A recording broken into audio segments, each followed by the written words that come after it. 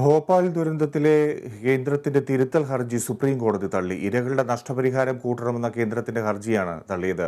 വഞ്ചനയുണ്ടെങ്കിൽ മാത്രമേ പരിശോധിക്കാനാവൂ എന്ന് കോടതി പറഞ്ഞു. വിശദാംശങ്ങൾ ഭദ്ര നൽകും. ഭദ്ര, ഈ വിഷയത്തിൽ, ഭോപ്പാൽ വിഷയത്തിൽ എന്താണ് സുപ്രീം കോടതി എടുത്ത നിലപാട്? വിജി, ഭോപ്പാൽ ദുരന്തത്തിലെ ഇരകളുടെ നഷ്ടപരിഹാര തുക വർദ്ധിപ്പിക്കണമെന്നാവശ്യപ്പെട്ടുള്ള കേന്ദ്ര സർക്കാരിൻ്റെ ഹർജിയാണ് സുപ്രീം കോടതി ഇപ്പോൾ തള്ളിയിരിക്കുന്നത്.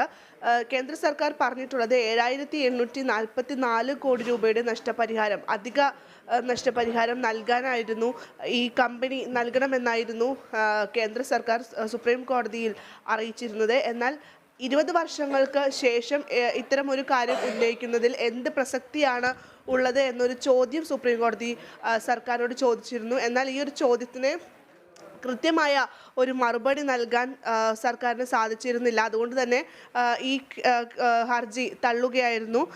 മറ്റൊന്ന്, 3000-ലധികം ആളുകളുടെ ജീവനെടുത്ത ഒരു ദുരന്തമായിരുന്നു ഭോപ്പാൽ വാതക ദുരന്തം.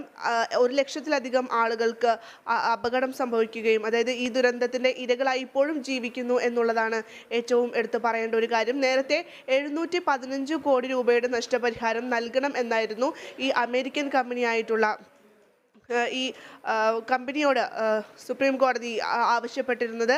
ഈ ഒരു രീതിയിൽ മുന്നോട്ട് പോകുമ്പോഴാണ് കേന്ദ്ര സർക്കാർ ഈ സുപ്രീം കോടതിയുടെ ഈ ഹർജി, അതായത് 715 കോടി രൂപ നൽകണം, നഷ്ടപരിഹാര തുകയായി നൽകണം എന്നുള്ള ഈ ഉത്തരവിനെതിരെ പുനഃപരിശോധന ഹർജി നൽകിയത്.